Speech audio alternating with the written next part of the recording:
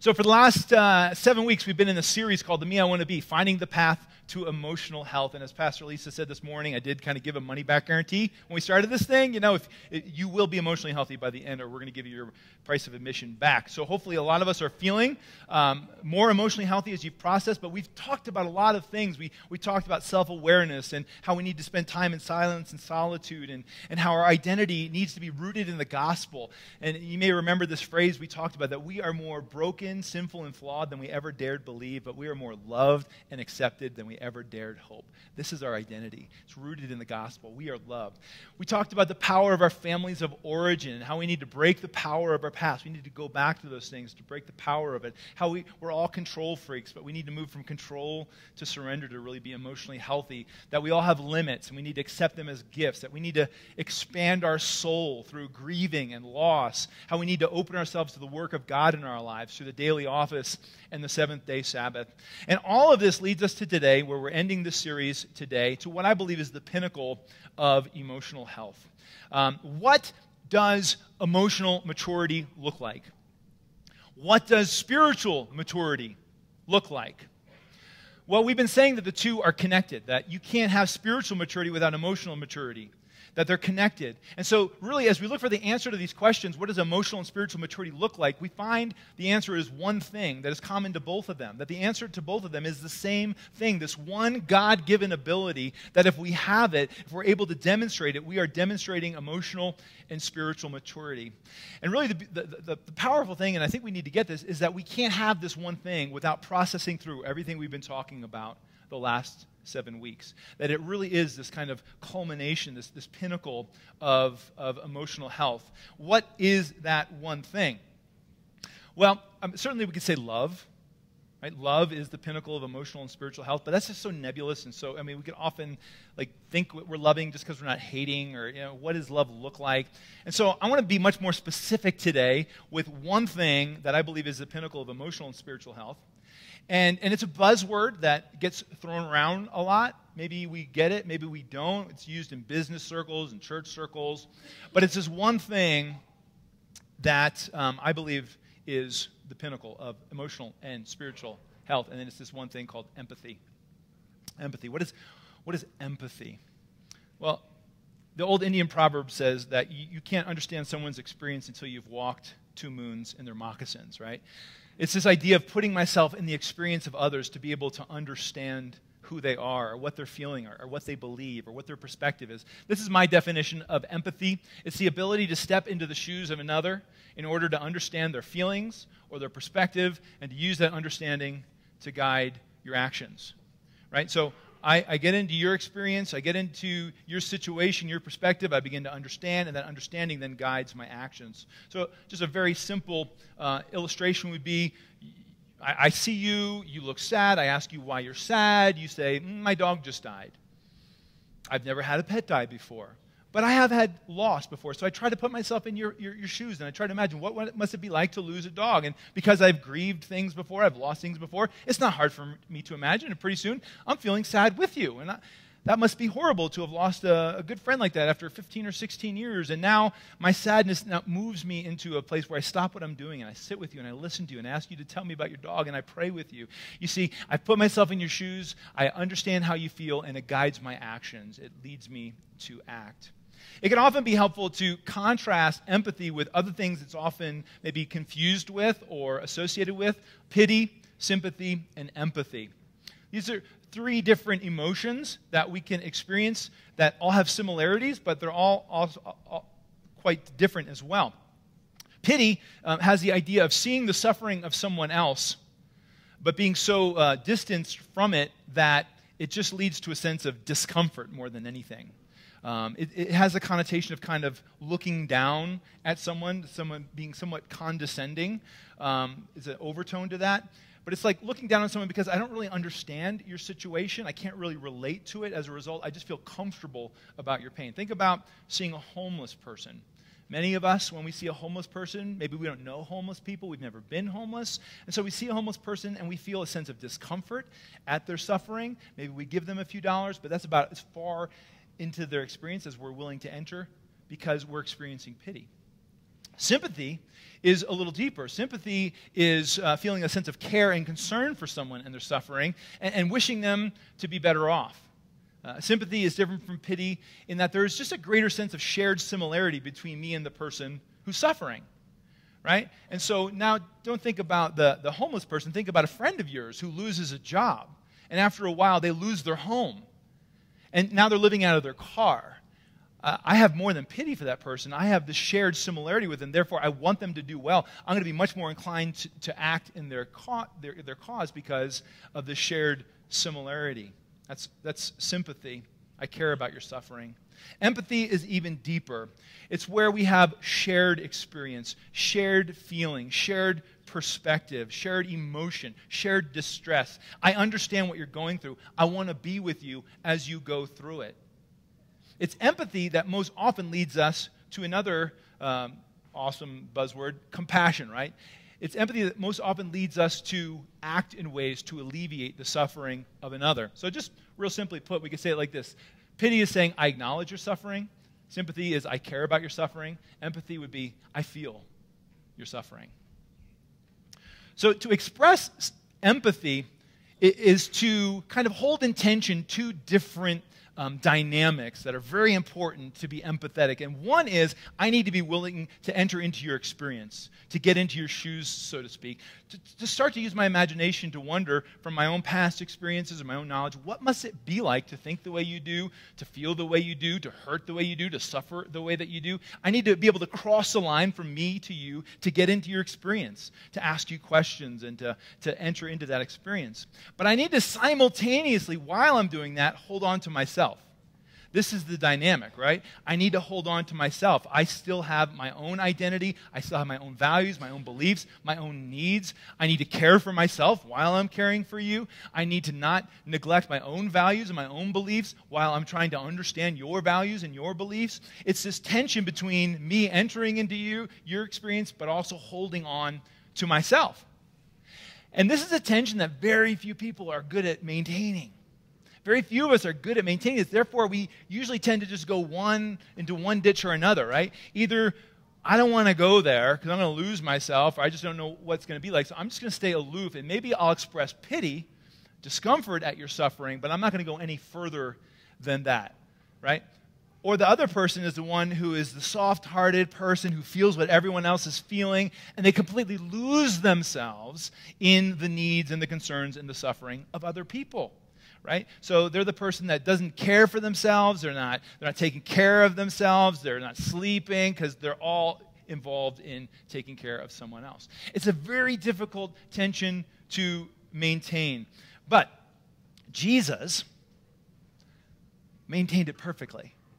Right? Jesus, the one who was fully God, knew who he was, entered in our experience as fully man, fully in our experience, and he was able to maintain that tension perfectly. And as a matter of fact, he once told a story to illustrate what it looks like for us to maintain that tension and to show empathy. In the 10th chapter of Luke's Gospel, we find the story of a religious expert coming to Jesus and asking him a really, really important question. Master, what must I do to inherit eternal life? In other words, what does God require of me? What is the pinnacle of spiritual, maturity? Great question. The man ends up answering his own question, if you know the story. Jesus says, well, what do you think? And the guy says, well, I think it's to love God with everything that I am and to love my neighbor as myself. And Jesus commends the man for an answer. Well done. Love God, love people. That's pretty much the pinnacle of spiritual maturity. That's what God requires of you. But the expert in the law wasn't happy with that answer. He wanted to justify himself, Luke says. So he asked a follow-up question. Well, then, who is my neighbor? Right? In other words, who do I need to love? Who do I need to care for? Who do I need to take care of as myself? And in response to that question, Jesus tells the famous story of the Good Samaritan. Now, we're going to go over the story of the Good Samaritan. Maybe this is the 100th time you've heard the story. Maybe you've never heard the story before. But wherever you are with the story, let me encourage you to hear this story this morning with the understanding or our definition of empathy in mind, and look for empathy in the story, this ability to enter into the experience of another that leads me to action while holding on to myself. Luke chapter 10, verse 30 A man was going down from Jerusalem to Jericho when he fell into the hands of robbers.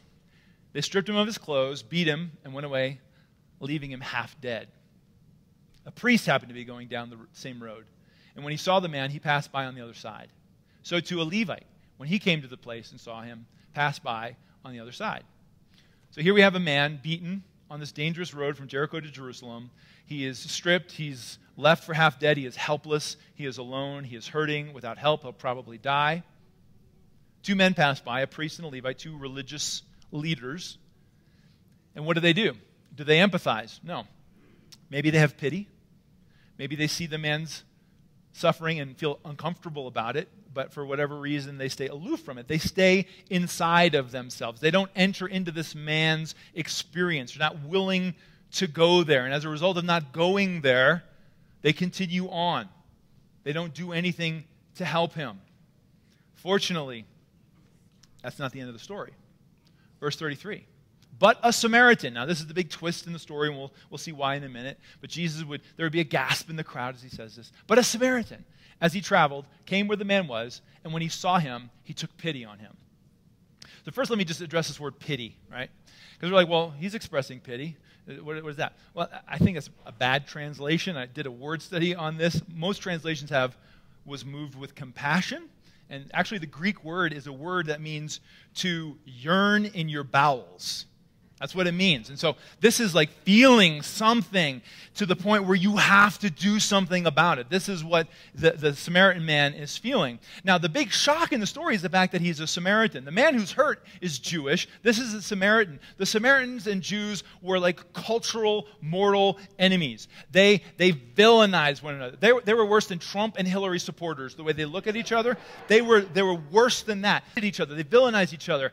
But this Samaritan, this is Jesus' big twist. A Samaritan would look at a Jew who's hurting after the religious leaders just walk by showing pity. This Samaritan would stop. And the question is, why would he stop? How? How would he stop? And the only thing that could explain such a response is empathy. The only thing that would lead someone to do what the Samaritan does is he was able to use enough of his compassion and imagination to put himself in the place of that suffering man and to say, what must it be like to feel so hopeless and hurting and alone? And maybe he just had a really good imagination. Maybe he had experienced something like that himself. Maybe one of his loved ones, one of his kids had once experienced something like that. But whatever the reason, he is able to put himself enough in this man's shoes that it moves him to act. It moves him to compassion. It guides his actions. Verse 34. He went to him and bandaged his wounds, pouring on oil and wine. Then he put the man on his own donkey, took him to an inn, and took care of him. The next day he took out 2 silver coins and gave them to the innkeeper. Look after him, he said, and when I return, I will reimburse you for any extra expense you may have. So just consider all the Samaritan did for the man, all he was moved to do for the Jewish man because of empathy. I mean, consider the risk that he took. He put himself at great personal risk to stop and help this man on a very dangerous road. Or consider what he gave, what he spent. He used his own oil and wine to comfort the man and his wounds. He gave up his donkey and he walked so that this Jewish man could ride. He spent the night with the man in an inn, certainly giving up sleep, even though he probably had a busy day the next day. He gave his own resources, 2 silver coins, a lot of money in order to pay for the man's expenses. And then he promised to continue to pay whatever the man might need until he was restored to wholeness. All of this because he entered into his experience, saw things from the wounded man's perspective. The Good Samaritan demonstrates empathy perfectly, and it moves him to action. Well, Jesus ends the story by telling the religious expert and us, he tells us that we should go and do likewise. I believe this is the highest expression of spiritual and emotional maturity. To be able to feel what someone else feels, to be able to understand things from their perspective. The question is, how do we do this? I mean, how do we grow in empathy? What does it look like in our everyday lives? And I think we could all, agree, unless you live in a very different place than me, that we don't typically go by and see people wounded on the side of the road who need our immediate attention. But The dynamics and the ingredients of empathy translate into our culture perfectly. And let me just say this. This is what we need in our culture today more than anything and more than ever, is the ability to empathize with one another. Let me give you a couple examples. Consider two friends. They attend church together. And they're beginning to experience some tension in their relationship. Some things have been done, or maybe some things have been said. And each one is kind of going into themselves and looking at what was done or what was said, and they're kind of telling themselves their own stories about why that was done, why that was said. And because we naturally, when we go into ourselves, we just defend our own actions. This is what they're doing, like any of us would do. And the more they go into themselves, the more this rift just kind of builds between these two friends, because they're only seeing things from their own perspective. But then one of them starts to wonder, what if there's some other way to kind of tell this story? What if there's some other meaning behind why this was done or why this was said? And so they set up a meeting. They get together, and one friend says to the other, this is what happened. Help me understand why. What happened from your perspective? And then they just listen. And they seek to understand one another. And then all of a sudden, everything makes sense, and healing occurs. Or consider this very real story of empathy taken from this week. This past Wednesday night at the Integral Center for Yoga in Boulder, a standing room only crowd gathered together to listen to a panel of Trump voters to try and understand why they voted the way they did. Now, if you know anything about Boulder, I used to live there. Boulder is very much not Trump supporters. And to find Trump supporters in Boulder was very difficult, but they found some people who were willing to come forward on the basis of anonymity and just kind of say, we'll share our experiences. Standing room only crowd came out to hear them, to understand what made them tick, or what they value, or what they think. Now, the moderator, there were three moderators. One at the beginning said very wisely to the crowd, take a deep breath and pay attention to your bodies. If you start feeling really tense, just breathe again and lean in and just listen. And then one of the moderators said, I intend to fall in love with every person on this panel tonight. And what he was saying is that I intend to hear them, and I intend to see them as human beings and being worthy of respect just like me. And after every one of the Trump supporters would kind of share a view, one of the three panelists would reflect back what they heard them saying, just to let them know that they had been heard. I mean, this is empathy. This is what it looks like to enter the emotions, the perspective of another person. And again, this is what we need in our culture today more than ever, in our relationships, in our politics, in our churches, in our culture, in our world. And while we may feel like, that's just beyond me, I'm just not good at empathy, this doesn't come naturally for me, we need to take solace and be encouraged by the fact that we are created by God to be empathetic beings. You are hardwired to be empathetic. Neuroscientists have found that we have kind of an empathy circuit in our brains. It's got 10 different sections to give us the ability to feel what other people around us are feeling. That in our brains we have these mirror neurons, which are amazing things that are able to mirror the feelings and the emotions of the people around us. What that means is that all of us have what's kind of like a neural Wi-Fi that connects us to one another emotionally. It's been proven that our emotional circuit is an open circuit, which means that our emotions are contagious, that we can share them with one another. We all know the feeling of walking into a room and kind of catching the vibe, catching the emotion of what's happening in that room. Maybe we walk into a room and everyone's just like sad and depressed and quiet or awkward, and we walk in and we're feeling joyful and vibrant and upbeat. And we walk into that room, one of two things is going to happen. Either I'm going to catch their emotion or they're going to catch mine, right? Either I'm going to become melancholy because I catch their emotion, or their spirits are going to be lifted because they catch mine. Our emotions are an open circuit. They are contagious. We catch them from one another, and we're designed by God to read each other, to understand one another, to feel what one another are feeling. We're designed. We're created for empathy. And the really good news is we can grow in empathy. We can become more empathetic. So how? How do we grow in empathy? How do we enter into this beautiful emotion? First of all, I think, again, it comes from processing all the other 7 things we've been processing so far. Again, this really is the pinnacle of emotions. So As I learn to spend time in solitude and silence and become self-aware, I start to become aware of the people that I'm feeling distance from or alienated from or awkward around or angry with. And then in that moment, I'm able to kind of assess why. What stories am I telling myself? What's happened? And then I'm able to go to that person and say, here's what I'm telling myself. Help me understand. Or as I begin to process my own family of origin issues and see what power they have over my life to be kind of self-destructive, that I'm able to understand those same issues in other people. Well, that's why they did that, the family they grew up in.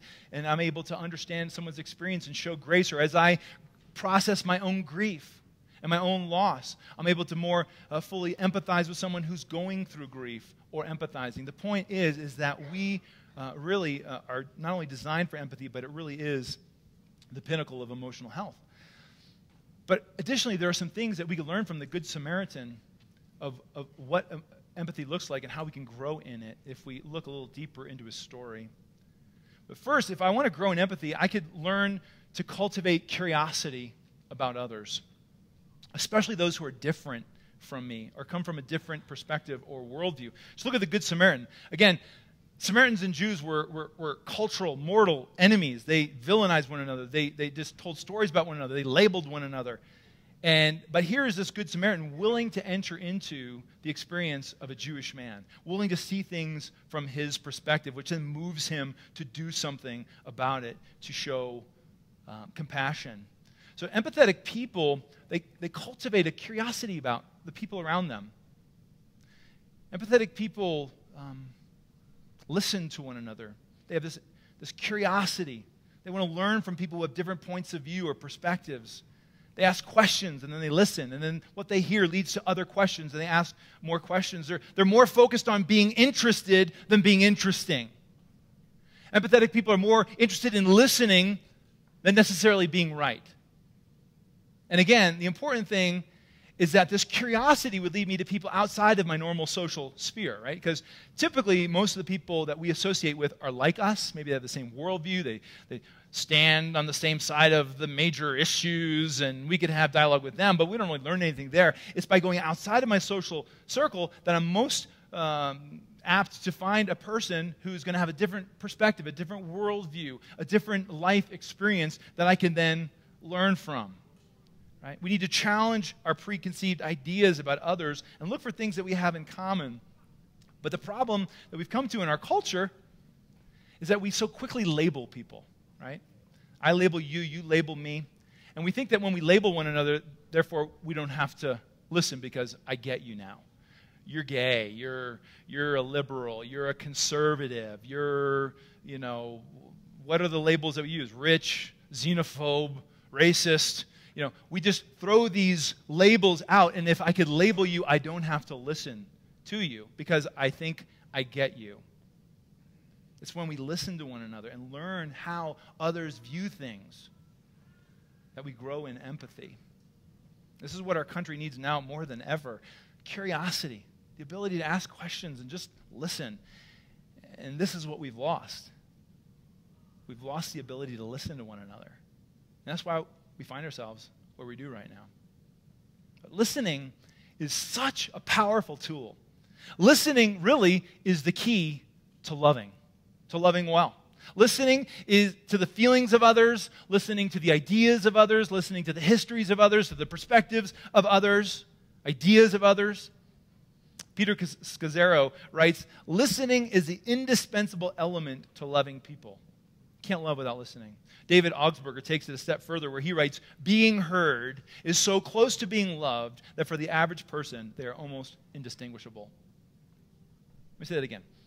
Being heard and being loved are so close together that for the average person, they're almost indistinguishable. You heard me, you loved me. So who do you need to cultivate curiosity about? Who do you need to listen to? Maybe to answer those questions, ask yourself another question. Who do you have differences with? Who are you estranged from? Who have you been avoiding? Who do you feel uncomfortable when you get around? Is it a political group, a person at church, a person at work, a family member, a friend, a particular religious group, an ethnic group. As a pastor, I'll often hear about this person having a falling out with that person, or this group is less than happy with that group, or this person feels ostracized, or that person feels like they had their feelings hurt by this other person, or they were offended by what that person said. And let me just say, I get it. I mean, anytime a community of sinful people come together to live and share life, those things are always going to happen. If they're not happening, something's wrong, right? But the question is, what do we do? This is the really important question. What do we do? Because as the church, this is what I think separates us from every other organization in the world, a community that believes in grace. What do we do when those things happen? Do we continue to tell ourselves stories and assume we understand why the other person is doing what they're doing, why they said what they did? Or do we seek empathy to understand the other person, their perspective, their feelings, why, how? What if we were all to cultivate just the habit of asking people just a couple simple questions? Questions like, help me understand why you believe what you do. You believe differently than me. Help me understand why you believe what you do. Or, you did this thing. Help me understand why you did that. Because I'm telling myself a story, but I think maybe there's more to it. Or, tell me how you feel about your loss. Tell me how you feel about how you were brought up. Tell me how you feel about living where you live. You know, what if we began to just start asking questions like these and then just listening and entering into the story of another and seeking to understand how they feel and what they think and what it's like to be them? I mean, if we could learn to listen, we could have a cultural revolution in this community and in this country. But more than just cultivating curiosity about others, we also need to be willing to expose ourselves to the suffering of others if we want to become more empathetic. The Good Samaritan put himself in a place where he was exposed to the suffering of this man who had been beaten up and robbed and left for dead. He paid attention to that suffering, and when he saw the suffering of the man, it moved him to do something. It moved him to action, to compassion. It awakened in him this empathy. And this is one of the beauties of empathy, is that empathy doesn't only change us or awaken something in us, but it has the potential to create major change in our world.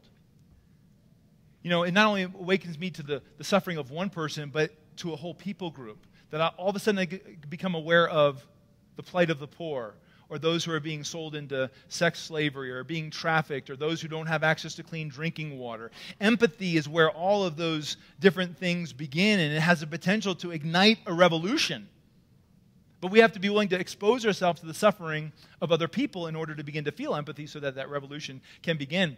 I don't know if you saw the movie Amazing Grace.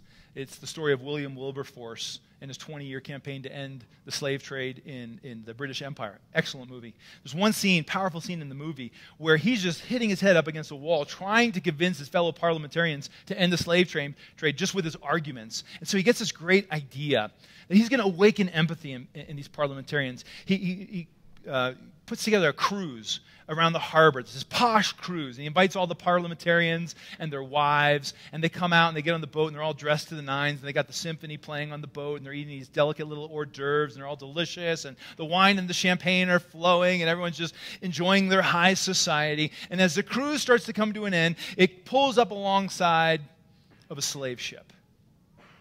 And as it pulls up alongside, everyone smells something really bad, and they start to cover their noses. And William Wilberforce steps onto the platform of the slave ship. And he says, "This is a slave ship. It just returned from the Andes. It started with 500 slaves. It ended with 200. 300 lost their lives. Do you smell that smell? That's the smell of their death." And as they're covering their noses, he says, "No, take your handkerchiefs away. You need to smell this, because this is the smell of slavery. This is the smell of death." And in that moment, as all these parliamentarians and their wives are just shedding tears over the reality of it, it became real. They would begin to experience what it might be like to be a slave. And that empathy that was awakened in them sparked a revolution, ending slavery. Wow. We need to be willing to put ourselves in places where we experience the suffering of others, not just the suffering, but the views and the suffering and the pain. It could change us, but more than that, it could work great change in our world. Every major movement, every nonprofit, every social justice issue started from one person being moved empathetically by the suffering of another. One last thing is we need to be willing to kind of hold on to ourselves while we enter into the suffering and the experiences of others. We see this again in the Good Samaritan. I love this part of the story. I mean, he's all in while he is there. He's giving all that he has to help this guy, but eventually he's got to get back to his life. He's got things to do. Yeah, he spends the night with him, but the next morning he says, innkeeper, I've got business to take care of. I got a family to get back to. I've got something to do. I'm committed to helping this guy, but here's where my part ends. And he's able to kind of separate himself from the experience at that moment and stay true to him. We need to, as we empathize with others, we can't lose sight of who we are, which means we can't stop caring for ourselves as we're caring for others. We can't stop believing what we believe, even as we're listening to people on the other side of issues. We can't stop valuing what we value. Yeah, there will be times when we will be changed. Our beliefs will be changed. Our values will be changed by hearing the views of others, but that's not necessary to be able to understand and respect someone else. So just imagine what might happen in our country if people from both sides of issues came together wanting to listen and understand one another while holding on to themselves. People on both sides of the political aisle were to come together. People on both sides of the abortion issue. People on both sides of the immigration issue. All different races were to come together and just say, you know what? What's it like to be you? Help me understand why you have the position that you do. How did you come to that belief? Why is this so important to you? Help me understand. Okay, as we get to the end of this, you know what? I understand you now better. I understand how you got there. It hasn't necessarily changed my particular view, but we can now move forward in respect because we understand why that's so important. We've removed the labels, and we've begun to build mutual understanding. I think a great story that illustrates these 3 points. Tony Campolo, a pastor, he tells the story of a time he was vacationing in Hawaii. And because of the time change and the jet lag, he couldn't sleep. And so early in the morning, he goes down to an all-night diner to grab a bite to eat and catch up on some reading. And as he's sitting there, about 2 o'clock in the morning, this group of rough-and-tumble women walk into the diner, and by the way they were dressed and the way they did their makeup and the way they talked and the way they walked, he knew what profession these women were in. Even though he didn't usually run into these kind of women, these were clearly prostitutes. And he was able to overhear their conversation. And he listened as one of the prostitutes named Agnes mentioned to the other prostitutes that, well, tomorrow's my birthday. And then he heard a couple of the other prostitutes kind of laughing and saying, what do you want us to do, throw you a birthday party? And then he heard Agnes sheepishly say, no, I would never expect anyone to throw me a birthday party. No one's ever thrown me a birthday party. And the conversation continued for a while. Eventually those ladies left, and Tony was again alone in the diner. And there, as he sat there by himself, he began to wonder. Again, he had never been a prostitute or with a prostitute or had never mingled with them. But he began to wonder, what would it be like to be Agnes? What would it be like to feel completely unloved, to never have anyone care enough about you to throw you a birthday party? And he began to feel the sense of heaviness on his heart. And as he put himself in the shoes of Agnes, it led him to a bold idea. He got up and he introduced himself to the man behind the counter. His name was Nick, and he said, Nick, that group of ladies who just left, do they come in here pretty regularly? And Nick said, oh yeah, every night, 2 o'clock, like clockwork. He said, Nick, I've got this idea. I was wondering how you'd feel about me throwing a birthday party for Agnes tomorrow about 2 o'clock. I'll provide everything, the streamers, the decorations, the cake. I'll do it all. But would it be okay with you if I had this birthday party for Agnes? And Nick was kind of shocked by this, but he went in the back, got his wife, brought her out. They talked it over, said, yeah, it sounds like a great idea. We'll even provide the cake. So the next morning at 1:30, Tony arrives at the diner with all of his decorations. He's got streamers and balloons. He's got a big banner that says, Happy Birthday, Agnes. Nick had made a cake that said, Happy Birthday, Agnes. And the funny thing is that word had gotten out on the street that there was going to be a big birthday party for Agnes. So by about 10 till 2, the entire diner is filled with prostitutes and Pastor Tony. Well, about 2 o'clock rolls around, and like clockwork, in walks this same rough-and-tumble group of women, and there is Agnes. And as they walk in, everybody yells, Happy birthday, Agnes! And Agnes looked, and her eyes got as big as saucers, and her complexion turns pale and her knees start knocking, and she begins sobbing, just crying uncontrollably as everyone starts singing, "Happy birthday to you! Happy birthday to you! Happy birthday, Agnes! Happy birthday to you!" And she continues to cry even after the song. And then Nick walks out with the cake and the candles are burning. And he says, "Agnes, blow out the candles. Come on, the wax is dripping on the cake. Blow out the candles." Agnes can't blow out the candles. She's still crying uncontrollably.